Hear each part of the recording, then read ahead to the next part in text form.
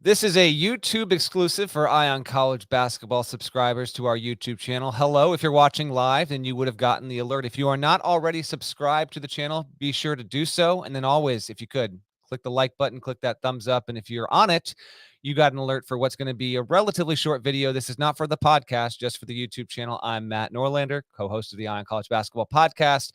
And as we speak here on Wednesday, we're drifting into the evening on the East Coast. Chris Mack has parted ways with Louisville. He actually confirmed this in an informal press gathering, a gaggle, if you will, earlier on Wednesday afternoon.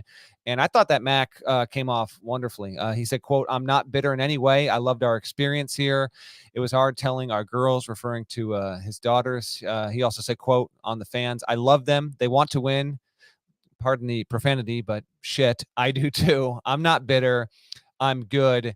In Max spoke for any number of minutes about, what it meant to be the Louisville coach. He didn't get into too much detail about how this all actually got prompted. He also said, quote, "I harbor no bitterness. Life's too short." So I think he's really at peace with this decision. I even spoke with a source on Wednesday afternoon who indicated to me that this really was sort of a mutual thing. Like, this was not forced upon Chris Mack. He's at peace with this, and there wasn't resistance. Obviously, they had to come to terms of a settlement, which I had a source tell me was $4.8 million. Just so we're transparent, because we are live here, I believe the meeting between the University of Louisville's Board of Trustees and the representatives from the Louisville Athletic Association, they actually have to vote to approve this settlement, this separation, and that 4.8 million figure. And it's supposed to go through, and I think it will go through.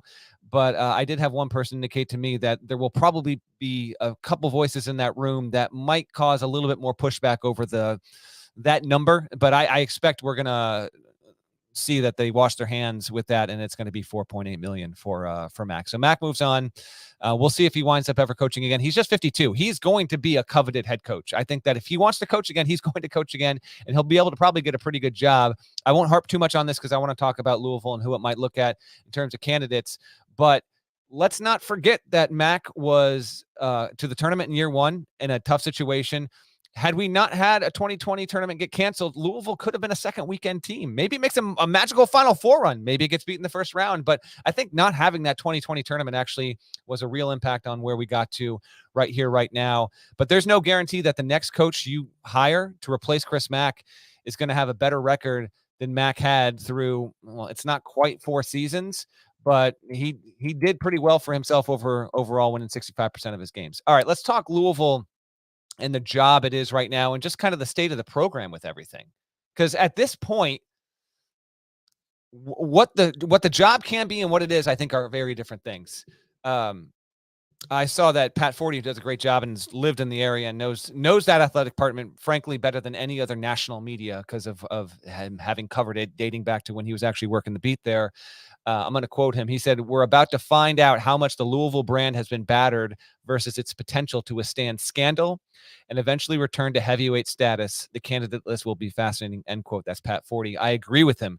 I think that Louisville is going to attract some really good coaches. I say that because in working the phones with sources all on Wednesday and really even into Tuesday night, there are definitely sitting head coaches in power conferences that are interested in this job. That is a fact, and it's a matter of when Louisville can get to them and how serious those candidates will become. Because here's what also I've learned in the past couple of hours. There's no sitting president, which we mentioned earlier on the podcast. There's not going to be a sitting president, some believe, for at least 8 or 10 months. So this hire will be made. And who your president as a university can sometimes have a real impact on how your athletic department works. I know the average fan doesn't get too involved in that, but within the industry, these things actually matter. So Louisville's going to be without a full-time president. Many believe until, the fall of 22 at the earliest. There's an interim AD. He's going to be the one that hires this next coach. But from what I can tell, like the actual proper search for the next AD, that actually hasn't even started yet at Louisville. So you're going to have a situation where an interim AD, Josh Harrod, hires this coach, and no telling whether he's the AD or it's someone else. So that introduces also another unknown element for whatever coach comes in here. You've got a lot of factors to consider, like the fan base. Obviously, it's going to be just dying for someone to renew optimism. And there's just a lot that feels broken at Louisville right now. I do think the school's got a really good chance at reviving itself. I could even argue that it did not fall off even as much as it could when you consider the scandals under Rick Pitino and then all of the noise and drama and melodrama from Chris Mack. So it's going to be really interesting. And I wouldn't expect movement on this, obviously, till March, but it's going to be fascinating to see because now Maryland's open. And as one source put to me earlier on Wednesday, there's the potential that now there's two good jobs open. Might we see a third come open before we even get to March? I think there's a possibility. No guarantee, but I think that might be out there. Certainly ADs behind the scenes are trying to get feelers on who might be willing to move. All right, let's talk candidates real quick. Nada, I've even gone longer on this video than I thought through the first half there. So I'll try and be a little more brief here. But hey, no Parrish, what do you expect from me? I'm gonna dominate this mic right now. All right, 4 names who I do not expect to be the next Louisville coach. These are guys that I am not thinking that they're going to be the coach, and these names have been put out there already. Bruce Pearl. I have a source telling me Bruce Pearl will not be considered to be the Louisville coach. Now, because there is not a sitting AD or sitting president, and you've got board of trustees and you got boosters, and Louisville is one of those places where there's just too many cooks in the kitchen. There's too many voices, shouting into the chasm, into the void, if you will. That could change. But as of right now, as of Wednesday, I had a source tell me Bruce Pearl will not be considered to be Louisville's next coach. We'll see if that winds up being the case if we look up in 3 weeks and Auburn still hasn't lost more than one game. Mick Cronin is not leaving the confines of Westwood and UCLA, where he's got a national title contender, to go to Louisville. Cannot see it happening. Would genuinely stun me if he did that. Yeah, he's from the area and all that. He's got a great job. Don't leave UCLA for Louisville, unless you're Denny Crum and you're not the head coach. Nate Oates, don't see it. Buyout still pretty hefty. I think it's still north of $8 million right now. Loves it at Alabama. Not saying he's going to be a lifer there or anything. My personal read on that is Nate Oates would not be a candidate. Although if you're Louisville, you're probably going to see if you can get him in a candidate of pool of 5 to 7 names. I don't see that happening. And then the fourth one is Eric Musselman, who recently last year renegotiated a deal amid everything that was happening with all of those jobs are opening. He was able to capitalize on that. Arkansas is a little bumpy this year. I'm not seeing that be the case. You'll notice I got 3 SEC coaches in there. That league is certainly on the upswing, and there will almost certainly be more openings that come in that league. So let's talk briefly about the candidates that Louisville should consider. And I want to be particular with how I say this. These are names where if it was me in charge of the Louisville search, they would reasonably be coaches that I think I could get on the phone and at least discuss. And I'm not talking directly on the phone. You're going to have to reach out to representation, all that. We got a season going on. It's a tricky business, obviously. I got a few of them for you here. In no particular order, but yet kind of in an order, because I think in the next 72 hours, I'm expecting that Kenny Payne might be the name that moves to the forefront of this discussion. He's currently on the New York Knicks staff. Of course, he served as an assistant under John Calipari at Kentucky. And of course, he played. Now, to the young people watching this, they don't know. Like, Kenny Payne played at Louisville and was an NBA draft pick. Like, he has strong ties to that university, and the university will almost certainly consider him a finalist for the job, as he probably should. Kenny Payne is worth a look, and I think he's going to move into that contender/favorite status with a quickness, unless he were to come out and say, I'm not interested. Personally, I can't see that being the case. Among sitting head coaches that I think are reasonable, I'll amend this. I didn't include Scott Drew in my previous one. Scott Drew leaving Baylor for Louisville. Not going to happen. Take him off the list as well. Chris Holtmann at Ohio State would be one I would watch. Now, he's won 67% of his games at OSU, has 217 career wins. He's actually someone who's been kind of like in the distant future in Kentucky Opens. Maybe he'd be a candidate because he's from Lexington.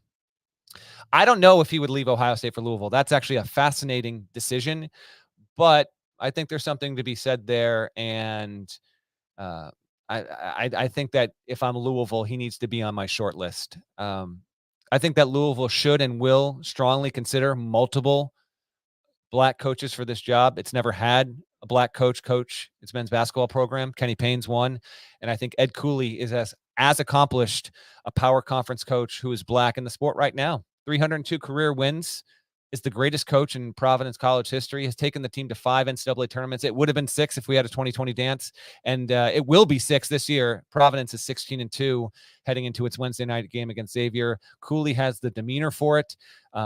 He's from Providence. Don't know if he would leave necessarily, but then again, as one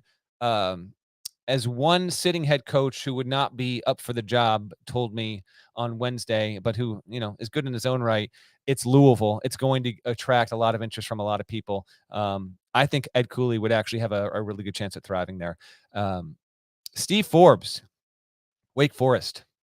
I'd put him on this list. I had someone tell me Steve Forbes is as close as you can get to Bruce Pearl without getting Bruce Pearl, meaning the personality profile without the baggage, essentially. I mean, he has flipped Wake Forest's program.